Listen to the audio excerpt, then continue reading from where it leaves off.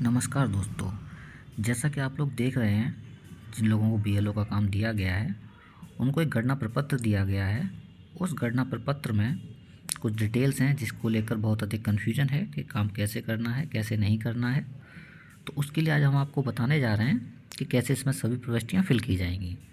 जैसा कि आपको सबसे ऊपर दिख रहा होगा गणना प्रपत्र, वहाँ नीचे आपका नाम दिया गया है, कॉन्टैक्ट नंबर दिया गया है बीएलओ का।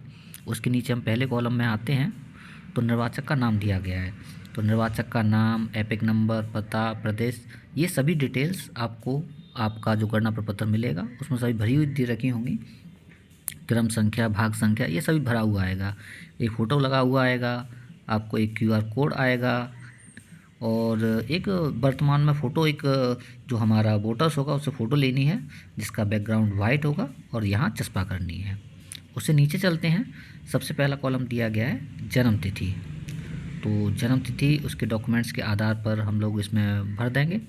डॉक्यूमेंट्स के आधार पर मतलब आप उसका आधार कार्ड ले सकते हैं, वैसे मैंडेटरी नहीं है।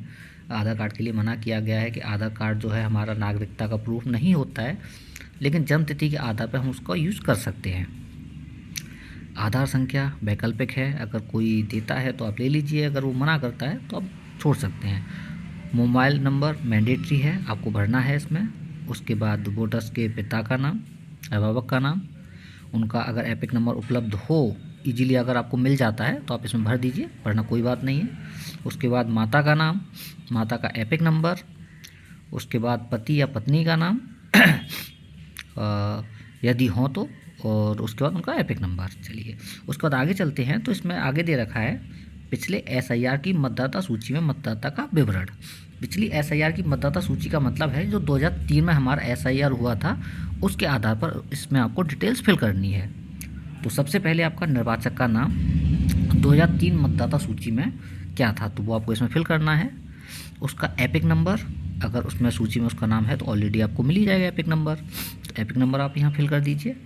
संबंधी का नाम, ये सबसे बड़ा कन्फ्यूजन इस समय चल रहा है कि यहाँ संबंधी का नाम क्या लिखा जाएगा, जिसको लेकर बहुत सारी वीडियोज़ बनाई गई हैं, लेकिन कन्फ्यूजन वहीं का वहीं है। तो मैं आपको बता दूँ, इसमें संबंधी के नाम से मतलब ये है कि अगर कोई लड़की है और वहाँ पर उसके पिता का नाम मेंशन किया गया है 2003 की एसआईआर में और आज उसकी शादी हो चुकी है, तो अब उसने अपडेट करा लिया होगा, उसके पति का नाम होगा और अभी जो डॉक्यूमेंट्स वो प्रोवाइड करेगी वो पति के प्रोवाइड करेगी। लेकिन हमको ऐसा नहीं करना है, हमको संबंधी के नाम में उसके पिता का नाम ही मेंशन करना है जो हमारे 2003 की मतदाता सूची जो है उसमें लिखा हुआ है। ठीक है, वो जो नाम वहाँ पर मेंशन है वही हमें इसमें नाम लिखना है। संबंध क्या है वो लिखना है, जिला, राज्य, विधानसभा निर्वाचन क्षेत्र का नाम, क्षेत्र की संख्या, भाग संख्या और क्रम संख्या। चलिए नेक्स्ट कॉलम में आते हैं।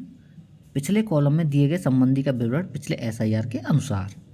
तो अभी हमने यहाँ जो संबंधी का नाम लिखा, जैसे हमने कहा था अभी आपसे कि 2003 की मतदाता सूची जो है उसमें जो नाम दे रखा है वोटर्स का, उस वोटर्स के नाम के साथ में जो उसके संबंधी का नाम दे रखा है, चाहे वो पति का नाम हो चाहे वो पिता का नाम हो, वहाँ जो नाम दे रखा है 2003 की सूची में वही नाम की डिटेल हमें इसमें भरनी है। जैसे पिता का नाम दे रखा है तो इस कॉलम में हमें पिता की डिटेल भरनी है। नाम लिखेंगे हम पिता का, उनका एपिक नंबर लिखेंगे, आपके साथ उनका संबंध क्या है, संबंध का नाम लिखेंगे, जिला, राज्य, विधानसभा क्षेत्र का नाम, संख्या, भाग संख्या, क्रम संख्या, ये सारी चीज़ें हमें फिल कर देनी है। फिल करने के बाद में जिस वोटर्स का आप ये फॉर्म फिल कर रहे हैं उसके साइन करा लेंगे, अपने साइन कर देंगे। एक प्रति आप अपने वोटर्स को दे देंगे, एक प्रति आपको अपने पास रखनी है। इस तरह से आप अपने काम को पूर्ण रूप से कर सकते हैं। हाँ, एक चीज़ और, हमारा ये जो कार्य अभी सुचारू रूप से चल रहा है इसमें अभी वोटर्स से किसी प्रकार का कोई भी डॉक्यूमेंट्स नहीं लेना है, किसी प्रकार का कोई डॉक्यूमेंट्स नहीं लिया जाएगा।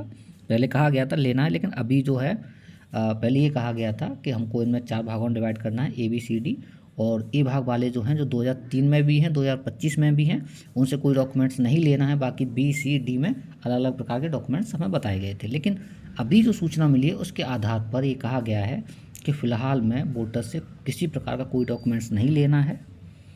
तो और भी अगर आपको कोई जानकारी चाहिए तो आप हमारी वीडियोज़ में अपने कमेंट्स डाल सकते हैं। नेक्स्ट वीडियो में आपकी जो भी क्वेश्चनिंग होगी, जो भी आपके डाउट होंगे वो हम क्लियर कर देंगे। धन्यवाद।